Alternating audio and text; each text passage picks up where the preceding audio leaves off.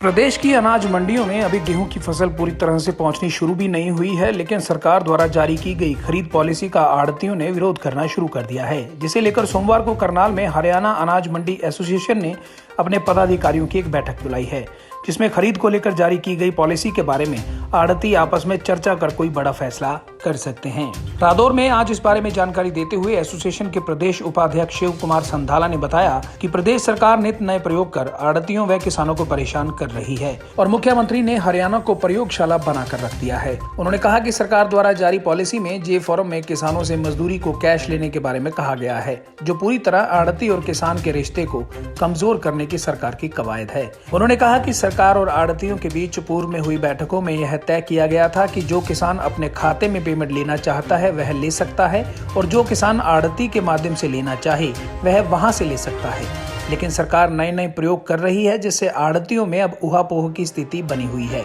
इसी को लेकर कल करनाल में प्रदेश पदाधिकारियों की बैठक में विचार विमर्श किया जाएगा। उन्होंने कहा कि अगर सरकार बैठक कर बातचीत से हल निकालती है तो ठीक है, नहीं तो आढ़ती हड़ताल के अलावा पूरे प्रदेश में बड़ा आंदोलन करने को मजबूर हो सकते हैं। इस बार जे फार्म की जो मजदूरी है उसको कहा कि किसान से आपने कैश लेनी है, तो मैं इस जो ये तरीका बनाया मैं इसकी घोर निंदा करता हूँ। ऐसा करना किसान के साथ एक क्रूर मजाक है और आढ़ती और किसान के रिश्ते को कमज़ोर करने की कवायद है।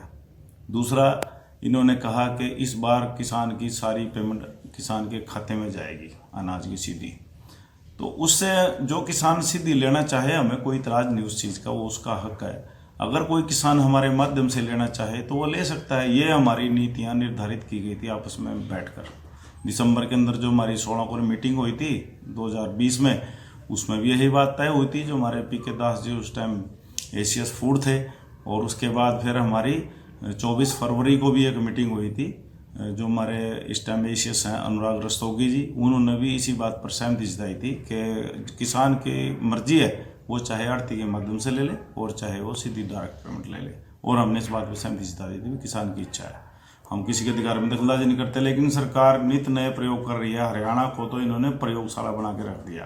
तो इसी प्रकार जो है ना नए नए प्रयोग कर रहे हैं। हम इनके जो व्यवहार से बहुत दुखी हैं। इस बारे में बड़ी चिंता है। आढ़तियों के अंदर एक ऊहापोह की स्थिति है, तो आढ़ती बहुत ही इस चीज़ से घबराया हुआ है। भाई इस प्रकार की नीतियों से हमें काम करना बड़ा मुश्किल होगा, तो उसके बारे में विचार विमर्श किया जाएगा। अगर सरकार कोई बैठ के बढ़िया सोल्यूशन करती है, आपसी तालमेल बनाकर, हमने मुख्यमंत्री से कई बार टाइम मांगा लेकिन उन्होंने मिलने की इच्छा जाहिर नहीं की। अगर सरकार अपना अड़ियल रवैया अपनाएगी तो आढ़ती भी किसी हद तक जा सकता है। ये मत सोचे कि हड़ताल ही करेंगे, बहुत कुछ करेंगे, जो नहीं होगा वो भी होगा। अगर सरकार बातचीत नहीं करेगी, अगर सरकार बातचीत से कोई हल निकालती है किसान के हित में भी, और सरकार की पॉलिसी भी ठीक रहे, तो ठीक होगा, वो बेहतर होगा सबके लिए। रादौर से लाजपत राय की रिपोर्ट।